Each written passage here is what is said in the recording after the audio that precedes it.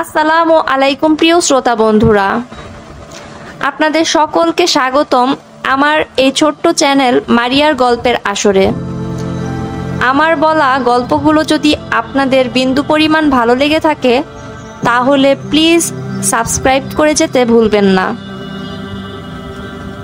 চলুন শুরু করা যাক আজকের পর্ব। মারিয়া, লিখেছেন সাইয়িদা নুহা। পর্ব 2। গল্প পাঠে আমি আছি আপনাদের সাথে মারিয়া। তখনও সূর্য তার আলো ছড়ায়নি, কেবল ভোরের ক্ষীণ আলো ভেসে আসছে। রাতের বৃষ্টিতে শহরের গরম আবহাওয়াটা অনেকটাই কেটেছে। ফুরফুরে হাওয়া, কফি মেকারের টাইম আপ হয়। ধোয়া ওঠা কফি নিয়ে নিচে নেমে আসে মারিয়া। ঘন দুধের মিশ্রণে কফি থেকে সুঘ্রাণ বের হচ্ছে। শেষ রাতে ভালো ঘুম হয়েছে। এখানের পরিবেশটা খুব শীতল। বাড়ির পেছন দিকটা এখনো ঘুরে দেখা হয়নি। সকালে সেদিকটায় হেঁটে আসা মন্দ নয়। নিচে নামতেই দারোয়ান চাচার সাক্ষাৎ ঘটে। ব্যস্ত ভঙ্গিতে বললেন, কিছু লাগবে নাকি মা? মারিয়া প্রফুল্ল মনে হেসে বলে, না চাচা, আমি এমনিই হাঁটতে বের হয়েছি। চাচা সায় দিলেন মারিয়ার কথায়। চেয়ার গুছিয়ে রুমে নিয়ে যাবেন। তখনই ঘাড় ঘুরিয়ে বললেন, বেশি দূর যেও না মা, জায়গাটা খুবই নির্জন। আচ্ছা। কফির মগে চুমুক দিয়ে হাঁটা ধরে মারিয়া। বাড়ির সদর গেট থেকে কিছুটা দূরে গেলেই তার থেকে নজর সরে আসে কারো। হুডি পরা লোকটা উল্টো পথে হাঁটতে থাকে। কে জানে কি উদ্দেশ্যে সে এখানে দাঁড়িয়েছিল। এই বাড়ির লুকোনো এক ইতিহাস আছে, যেটা মারিয়া এখন অবধি জানে না। আরও অনেকটা সময় যেতে হবে, অনেক কিছু জানা বাকি তার। হাঁটতে হাঁটতে বাড়ির পিছন দিকেই চলে আসে সে। কাদায় ছড়াছড়ি। বৃষ্টি হলে এই এক সমস্যা। মানুষের এই ব্যক্তিগত অভ্যাসটা জন্মগত। নিষিদ্ধ জিনিসের প্রতি ঝোঁক বেশি। চাচার কথাকে পাত্তা না দিয়ে সে পিছন দিকেই চলে আসে। এখনো তো এখানের দর্শন হয়নি। জায়গাটা ছোট পার্কের মতো, তবে অনেক দিন ধরে মানুষের আসা যাওয়া নেই এখানে। শুকনো পাতা দিয়ে ভরে আছে, তবে এখন সবগুলো পাতা বৃষ্টির পানিতে ভেজা। ভাঙ্গা একটা দোলনাও ঝুলন্ত। দোলনার কাছে এসে মারিয়ার আফসোস হয়, ইস, এটা ঠিক থাকলে যখন তখন এসে দোল খাওয়া যেত। আশেপাশে তাকায় মারিয়া। জায়গাটা খুব না অতিমাত্রায় নির্জন। দোলনার পাশেই বেঞ্চ পাতা। গাছের ভাঙ্গা ডালের পাতা দিয়ে বেঞ্চটা মুছে বসে পড়ে সে। জামার ভেতরে লুকিয়ে আনা খয়েরি রঙের ডায়েরিটা চুপি চুপি বের করে কোলে রাখে। কফিতে লম্বা চুমুক দিয়ে ডায়েরিটা হাতে নেয়। মোটা একটা ডায়েরি। প্রথম পাতাতে গোটা গোটা অক্ষরে প্রজাপতি লেখা। লেখাটার কোনায় কোনায় আবার পেন্সিলের ডিজাইন করা। দক্ষ আর্টিস্ট আর্ট করেছে বোঝা যাচ্ছে।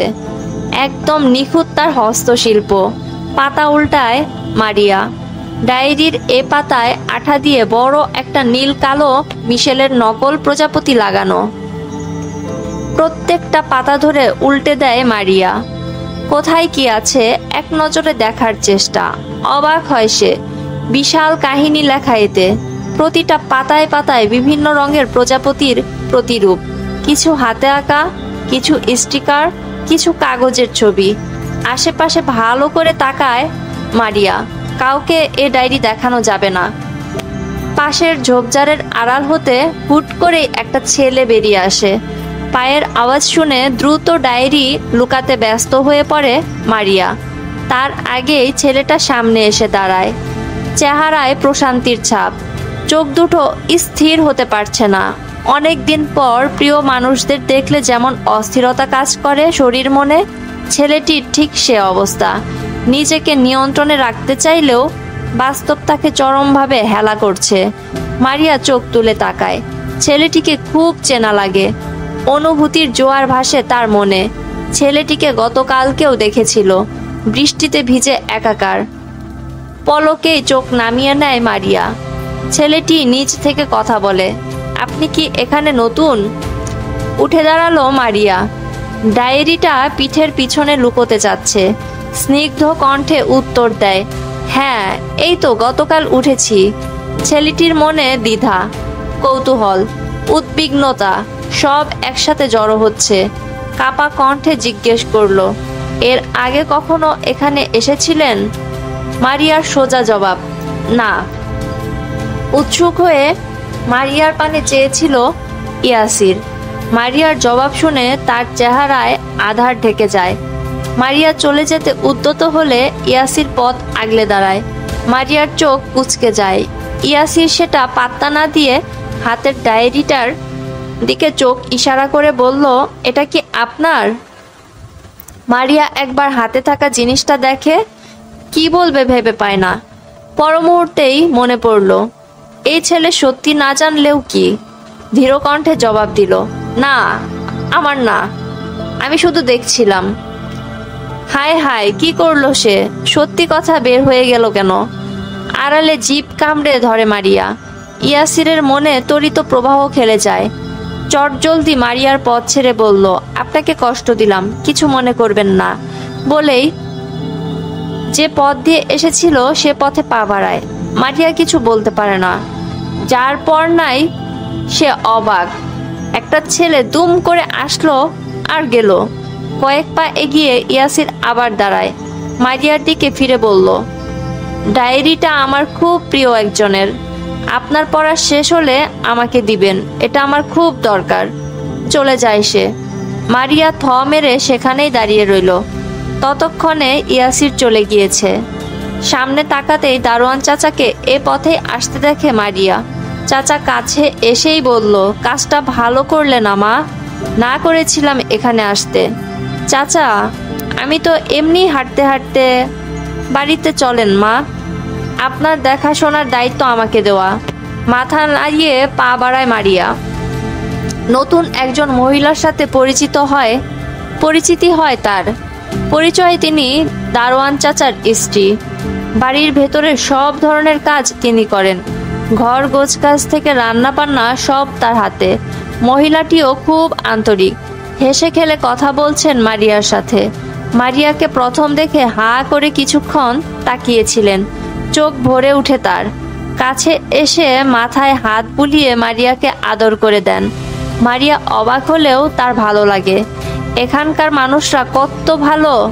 সকালে নাস্তার টেবিলে মারিয়ার সাথে আলাপে মগ্ন হন মহিলাটি। কি ডাকবে জিজ্ঞেস করতেই মহিলাটি ধীর কণ্ঠে বললেন, আমাকে চাচিই ডাকো। আমার স্বামীকে তো চাচা ডাকলা, নইলে বলতাম খালাম্মা ডাকতে। দুজনেই একসাথে হেসে ওঠে। নাস্তা সেরে উঠতেই মারিয়ার গত রাতের কথা মনে পড়ে। দারোয়ান চাচা বাগানের কাছে পানি ঢালছেন। তার সাথে মারিয়ার কথা আছে গত রাতের প্রসঙ্গে। চাচা, কালকে রাতে আপনি কি এখানে কাউকে দেখেছিলেন? হাতের পানির পাত্রটা নিচে নামিয়ে রাখেন চাচা। নতুন গাছের টবটা ধাক্কা দিয়ে আরেকটু পিছিয়ে দেন। সোজা করে বসিয়ে বললেন, না তো, রাতে তো এদিকে কেউ আসে না। মারিয়া চিন্তিত হয়, তবে কে ছিল কাল রাতে? সে চলে যেতেই চাচা আর চোখে তাকায়। রুমে এসে কাপড়গুলো গুছিয়ে নেয় মারিয়া। ফোন হাতে নিয়ে ভালো করে অফিস থেকে আসা মেসেজটা দেখে রাখে। কাল থেকে নতুন অফিসে জয়েনিং, নতুন জায়গা, নতুন বাড়িতে তো মানিয়ে নিয়েছে সে। নতুন অফিসের নতুন পরিবেশে কিভাবে চলবে সেখানে গেলেই দেখা যাবে। চাচি কাজ করছেন। মারিয়া একবার তাকে উকি দিয়ে দেখে আসে। রুমে এসে ভালো করে দরজা লাগিয়ে দিয়ে লুকিয়ে রাখা ডায়েরিটা খুলে বিছানায় আরাম করে বসে পড়তে শুরু করে। ডায়েরিতে, এর আগে এখানে কখনো আসিনি আমরা। পরিবেশটা নতুন। আব্বু আম্মু বলছে খুব সহজেই মানিয়ে নিতে পারবে। দেখা যাক এরপর কি হয়। তবে জায়গাটা বেশ ছিমছাম, ভয়ঙ্কর সুন্দর শহর। আজকেই শিফট হলাম এখানে। আগামীকাল আশেপাশে ঘুরে দেখব কোথায় কি আছে। পৃষ্ঠা উল্টায় মারিয়া। ডায়েরিটা একটা বাচ্চার না যুবতী বা কিশোরীর এখনই বোঝা যাচ্ছে না। গভীর মনোযোগ দেয় পড়ায়। পরের পৃষ্ঠায়, এ শহরটা খুব আবেগী, যখন তখন কান্না করে। এই তো একটু আগেও ঝুম বৃষ্টি। আমি জিজ্ঞেস করলাম, এখন কি কান্নার সময়? আমি বের হব তো এখন। ও মা, আমার কোনো কথাই শুনলো না, ইচ্ছে মতো কান্না করলো। এখন নাকের বিচ্ছিরি সর্দি দিয়ে রাস্তা ভরে রেখেছে। আমি বের হব কিভাবে? আপন মনে হেসে ওঠে মারিয়া। এই ডায়েরিটা নিতান্তই একটা বাচ্চা মেয়ের হাতের লেখা। বড়দের মতো হলেও তার লেখা কথাগুলো বাচ্চাদের মতো। আজকে খুব মাথা ঘুরাচ্ছে।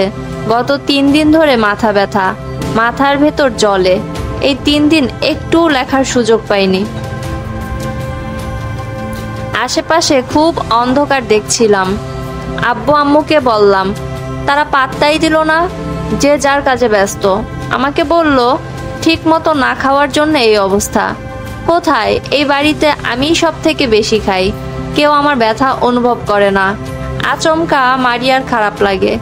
ডায়েরির পাতায় লেগে থাকা অক্ষরগুলো সে আঙ্গুল দিয়ে ছুঁয়ে দেখে, কেমন জীবন্ত মনে হয় তার কাছে। মেয়েটা কে? দেয়ালে টাঙানো ছবিটার দিকে এক দৃষ্টিতে তাকিয়ে আছে ইয়াসির। সকালে দেখে আসা মেয়েটা দেখতে একদম তার প্রজাপতির মতো, হলদে রাঙ্গা প্রজাপতি। ক্যানভাসে আলতো আঙ্গুল ছুঁয়ে দেয় ইয়াসির। নিজের হাতে আঁকা এ ছবিটা তার ভীষণ প্রিয়, হয়তো মেয়েটারও খুব প্রিয় ছিল।